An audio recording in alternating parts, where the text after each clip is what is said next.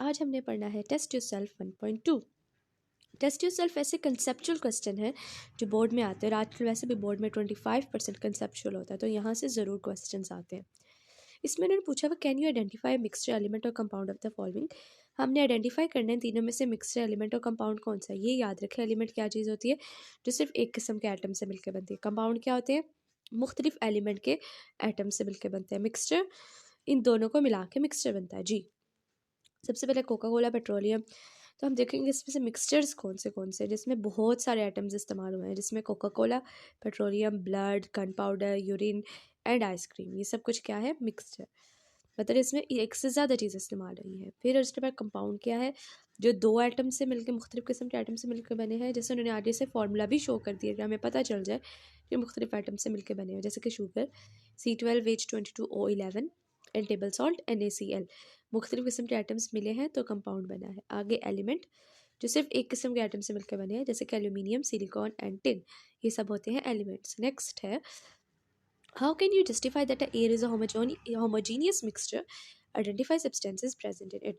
उन्होंने कहा है कि हमें कैसे पता कि हवा जो है, हम होमोजीनियस मिक्सचर, वो वाला मिक्सचर जो सिर्फ एक फॉर्म में एग्जिस्ट करता है, आइडेंटिफाई करें कि कैसे। ये देखें, air seems to have homogeneous composition. उन्होंने कहा है कि हमें पता है एयर की यूनिफॉर्म एक ही किस्म की कॉम्पोजिशन होती है, that is why it is called homogeneous mixture. Identification उन्होंने कैसे की हुई है, जो गैसेस प्रेजेंट होती है एयर में वो होती है oxygen, carbon dioxide, nitrogen, argon.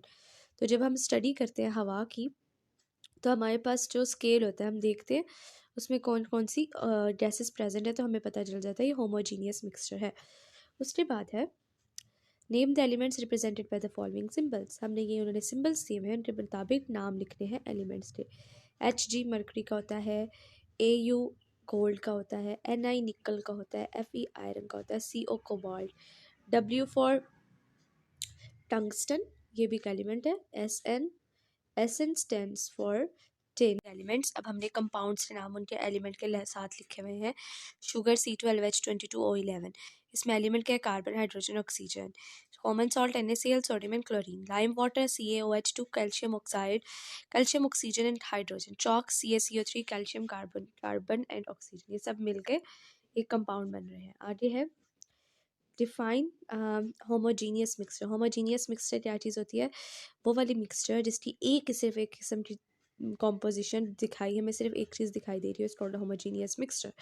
जैसे air, petrol, natural gas, copper sulphate solution, sugar solution. आगे है right difference between two compounds. आपने वो जो लॉन्ग क्वेश्चन याद किया होगा उसमें से कोई भी दो डिफरेंस लिख देना। इन्होंने यहाँ पे दूसरे लिखा हुआ है, compound is form by the chemical combination of atom of element, a mixture is form by the simple mixing up of substances, the constituents of compound lose their identity and form a new substance having entirely different properties. A mixture show the properties of its constituent.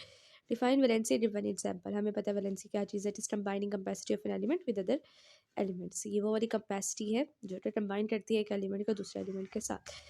That's it. Thank you. I hope so आपको मेरी content पसंद आया होगा. So please like, share and subscribe my channel. Thank you.